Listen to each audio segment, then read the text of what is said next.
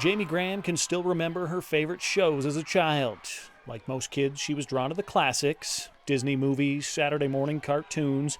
Her favorite, though, unlike most kids, was far from pop culture. I used to watch the videotape of the 1992 state championship. The boys there under Mike McLean when my dad was assisting. And so that was like something that was just fun for me to watch. Like I would watch Aladdin and that. Graham, now Jamie Duprey, remembers idolizing those players as well as the ones before and after, and emulating them on the outdoor courts and in the driveway. It was those memories that made her want to be a role model when it was her turn to lead the high school team on the court, and it was those same memories that led her to pen her own book, The Yellow Sports Bra, a true story of love, faith, and basketball, which is scheduled to be released at the end of the month. I sort of always had that. I'll talk to somebody or have a conversation or a thought and think, oh, I'd like to write a book about that. So it was always this intangible goal that felt very far off. The idea came and went over the years, but when Duprey and her family moved from Big Timber to the Black Hills area, she again mentioned the thought of a book, and her husband, Jeremy, gave her the nudge she needed. My husband asked, what would that take? What would that look like? So I bought an online write your book in 16 lesson. And it didn't take me long to realize I had all the resources and research for this because I just used my piles of journals that I kept through high school, binders of stats that my coaches kept, articles of newspapers that my mom kept, and even VHS tapes. So it was all right there. And once I landed on that, it all unfolded pretty quickly after that. Well, my mom and grandma wrote every day still, and my mom still does. Like we'll be at an event and someone will say, well, what did we do that Thanksgiving? And my mom will run back to the room and say, oh, well, I'll just go check my journal, and she'll look up a date and so that was sort of just something I always did, and I'm grateful for that modeling. So once I decided, I just put my head down and didn't say anything to anybody and kind of got to it, and the chronology was just right there because it followed through that basketball journey that was freshman, sophomore for each quarter of the book, and so that flowed pretty easily. Graham and her classmates played a part in winning 4 district basketball championships, with the ultimate prize, the Class C state title, coming her senior season. To hang our banner like we've always wanted to, and we've had some heartbreaks in the past 4 years. We've had some tough times.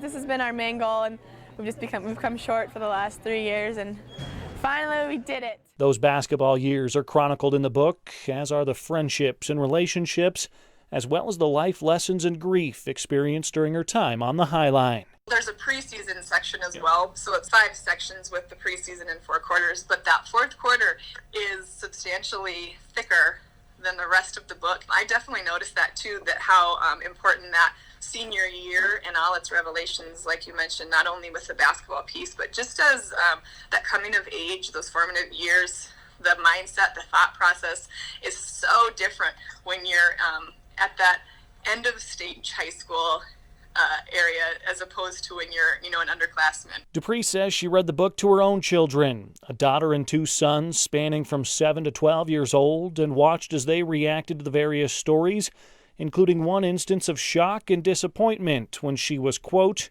not a good friend. My kids were like, Mom, you're what? And I'm like, yeah, well, that was a bad choice. And that was, I appreciate that platform to sort of talk to my own kids about, or just kids that I'm involved with in our community, and reminding them, of all those lessons learned. I've had a few people read it that are completely disconnected to Montana or to me as a youth, and they've really been able to connect it to their own story, which is the goal, right? When we read a memoir, it's a way that an author can relate to a reader on a personal level, and you hope that it does trigger some reflection with each individual in their own context. Duprey says the book has been well received by the characters it entails, the former classmates and coaches, and also received advanced praise from the likes of former schoolmate and NFL tight end Casey Fitzsimmons, Big Timber-raised NFL coach Tim Houck, and former U.S. Senator Alan Simpson of Wyoming.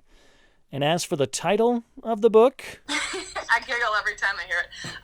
Well, I figured I wasn't too worried about the title when I was writing it, and I assumed that once I got through, it would just come to me. It would be there, and it still didn't. So I was checking in with my mom, and she had read it, And I was like, I don't know. You know, my daughter Jordan, she really likes extra pass, but when you type that in on Amazon, it's like all these pages, and it's not distinctive and unique, and I don't know. And my mom's like, you know, you wrote a lot about the yellow sports bra, and that's kind of funny. Could you do something with that? And I kind of chuckled, and then we hung up.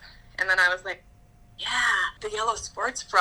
I love that. The book's Montana connections extend beyond the pages, with former Treasure State native Joe Puckett, author of The Dream, the story of the 1978 and 1979 Peerless Panthers, actually helping with the publication.